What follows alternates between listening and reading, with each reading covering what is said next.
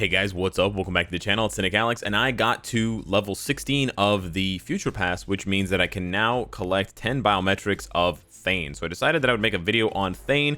I would unlock Thane, but then I was thinking, what should I do after I unlock Thane? Because from there, once you recruit the character, you see everybody gets a free 2-star Thane. You get a free 1-star Thane because you get 10 bios there, but then you will be able to get another 20 bios for Thane further down on the line on stage 31 of the, or level 31 of the Future Pass.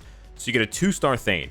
Now 3-star, 4-star, 5-star, and 6-star rank up tickets are rare, but we do get 6-star tickets now every month from the Future Pass, and we can sort of try to get 5-star tickets and maybe 4-star tickets from the token events that come around mid-month updates. Around the mid-month update, but 3-star rank up tickets are the real rarity. So again, I'm making the plea to Marvel Future Fight, please give us a way to farm for 2- and 3-star rank up tickets. You know what would be beautiful and amazing and would touch my heart?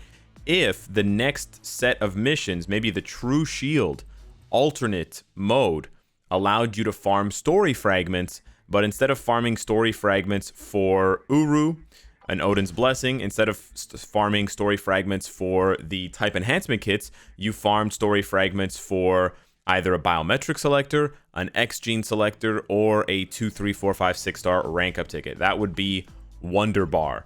Anywho, there's so many good things they can do with the story fragments. I'm so happy that they finally picked up on the story fragment idea and the fragment idea. We need fragments for lots of different rare items. Anywho, so I decided for Thane that I'm not going to max him out, because that's what I did for Dazzler, right? I slapped Dazzler with a... I didn't slap her. I gave Dazzler a Mega Rank Up ticket, and then I gave Dazzler a Mega Tier 2 ticket. And I have the resources, as a whale and a longtime player, I have the resources to fully rank up Thane. But I was like, a lot of players are going to get Thane and either leave him at 2 stars. There's no reason to even make a feature of him at 2 stars, because in this game, there's really not much you can do at 2 stars. Maybe someone out there can make Thane work at 2 stars for stage 1 Shadowland.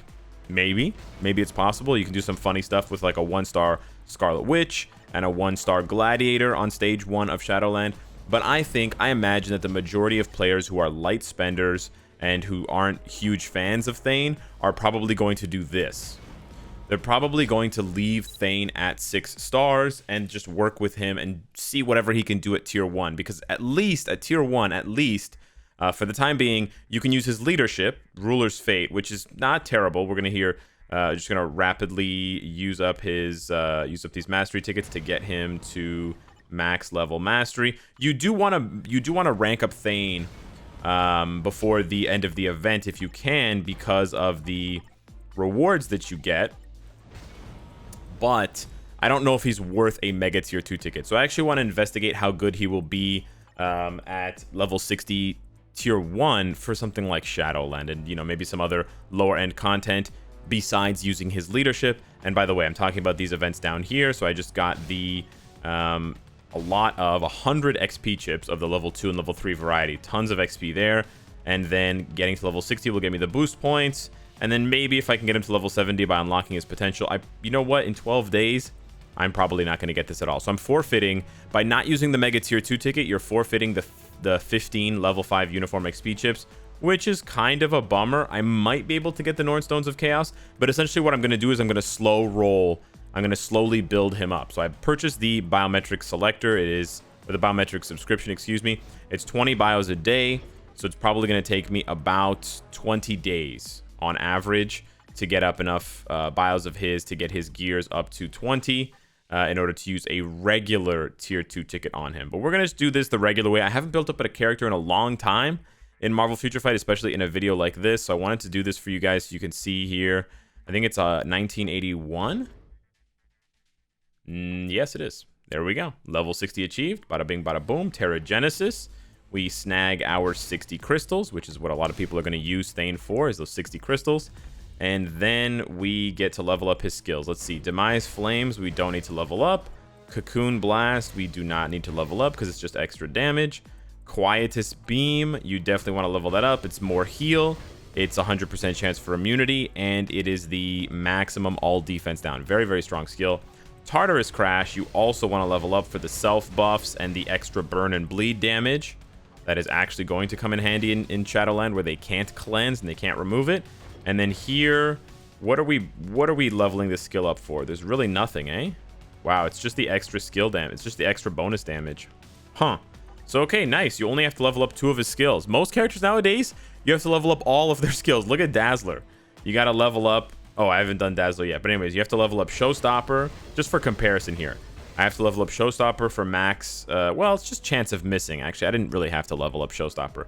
But Rainbow Roller Dash, I have to level up for the all-attack buff to go up to 35%.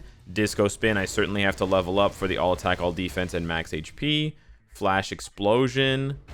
Actually, I don't have to level up Flash Explosion either. But you know what? It does go up to 80% chance to miss. It's not bad. We'll probably leave it like that. But yeah, most new characters nowadays, you have to level up all of their skills. So we've got our level 60 tier 1 Thane. We're going to rank up his gears sort of quickly here. And we're going to use our extra 20 bios. Power Control Armor looks cool. Golden Boots. Yeah, characters like this, whether they're free or not, you're just not really sure where to use them. It's really obvious where you're going to use Dazzler, even if Dazzler wasn't good. Dazzler does seem to be good, but even if she wasn't, she has a support buff. But you don't want Marvel Future Fight to just create characters who are very one-dimensional, and either they're really strong or they have a support buff. So we need, of course, different ways of... Oh, nice. We got his gear up 3 times. We need different ways of being able to use characters, and I think that Thane does have, you know, some value. It's just not, I'm just not really sure what it is. So you know what? Without any other build whatsoever, let's just take a look at what Amber Cube was rolled to. Movement speed. Certainly don't need movement speed. Let's roll that to ignore defense, which I think is what we're going to need to do. What most players I think are going to need to do, because even with 8% ignore defense from his ISO 8 set, whatever that ends up being. Okay, sure, game. He's only going to be at what? 37%. Yeah, so even with an ISO 8 set, he's only going to go up to about 45 or 46%. So I'm still going to have to give him ignore defense Uru. But let's see if with this build right here, I can just go ahead and take him into what stage of Shadowland? 26. I'm on floor 20. Oh no, he can't do... He's tier 1. Okay. I may have overshot his usability already. Let's see. Well, let's just see if he can do this. Let's see if he can do this without a uniform. I mean, without a leadership, with his own leadership. Now, this stage can be tough for older characters because they don't have enough. They don't have enough protection. But Thane is not going to be able to.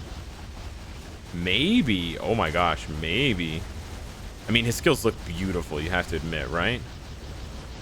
I'm gonna cube you, bro. You know what? He's not that far off. Way better than Mr. Sinister, right? The all defense down really helps, certainly. And Hawkeye is doing absolutely nothing, right? Now, I would like to reposition myself a little bit here. I'm not sure if we're actually doing enough damage, though.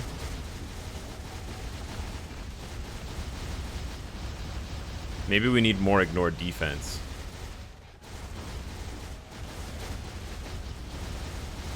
Yeah, you know what? We're not doing enough damage here. Huh. He's not that far off, though. Okay, let me tweak his build a little bit, and I'll be back. Okay, so about 6 million gold later, I got Power of Angry Hulk. Keep in mind for Thane that he's a physical attacking character. So you need to give him physical attack Uru, and you also need to pay attention to either give him physical attack or all attack ISO 8.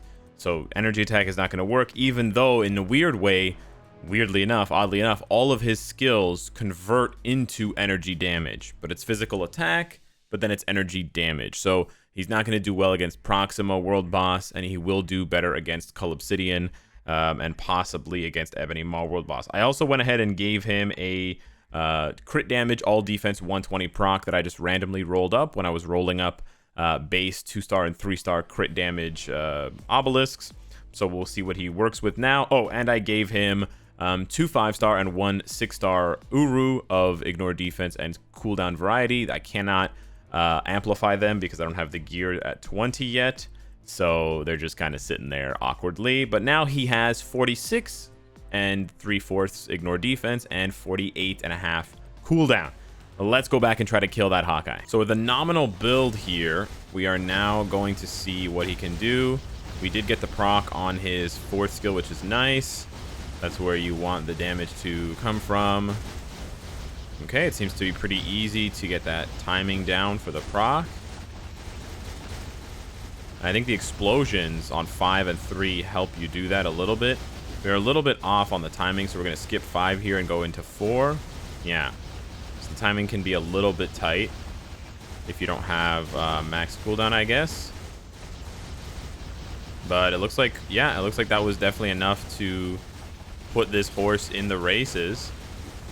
We dropped the 1 there before the 4 because we were ahead of the proc, just based on my feeling about the timing. But yeah, his CC is definitely good enough. So he will be, I think, a great... Oh, shoot. If I don't die here, he'll be a great addition to your roster for Shadowland, even at tier 1. He seems very, very strong for Shadowland. He'll be able to solo rumble stages and, you know, relay stages easily. He's got immunity and invincibility and a self-heal and all defense down. Long iframe on 4. He's got Amber Eyes, so he pretty much locks down any Shadowland stage. Now, it'll be curious to see if he can do some of the more difficult stages in the 30s. You're going to have to get him up to level 6, above level 60, right? 62 plus. You have to get into tier 2 for that. Those 30 plus stages that have been introduced recently. But he may be, if he can be a good answer to those stages. Yeah, he can even tank the laser damage and then recover from it. And if I were to just stagger the 5 and the 3, I would be in much less harm. Because as soon as you land, you can just do 5 and you can stand in the lasers. And then casually do 3 and then 4 for the all defense down, stacked proc. Yeah. Beautiful looking skills though. And Shadowland is one of the game modes where you can really appreciate... Whoa, whoa, whoa, whoa, whoa. Where you can really appreciate that I almost died there. You can really appreciate how beautiful the skills look in Shadowland. Hawkeye, I get the feeling you don't really like me, bud. You trying to kill me? You trying to kill me, bud? It's just a shame that we don't have anywhere else to use these characters, right? Any tier 1 character. That's a nice reward. That is a nice reward. But it's a shame that tier 1 characters really don't have anywhere else to be used. We don't have a tier 1 PvP game mode. We don't have, you know, any tier 1 tournaments. It would be very, very nice to see, especially for newer players, especially for free-to-play players and veteran players who have a lot more tier 1s on their roster. You know, up until maybe last year or the year before, I still had a lot of tier 1s on my roster because I was just too stubborn as a hoarder to use my tier 2 tickets on them. And I'm sure there's still a lot of players out there, you know, with just no reason to tier 2 characters like Angela, Mockingbird, you know, Fandral. So it would be nice to see if PvP got reworked, to see, you know, different tiers of PvP where you could go in and sort of grind them out. Maybe each tier has its own separate number of fights per day. You know, this 10 per day. So you have like a tier 3 arena, you have a tier 2 arena, you've got a tier 1 arena. And so that can encourage some players to maybe keep some characters at tier 1, but also it rewards newer players and players with less of a built-up roster. And then, you know, it'll funnel all the veterans into the tier 2 and the tier 3 and maybe the awakened or awakening transcended arenas and not into the tier 1 arenas. And then maybe he would be like one of the best tier 1 characters because that would exclude all of the native tier 2s. If you exclude all of the native tier 2s, he becomes a venerable badass with Ruler's Fate.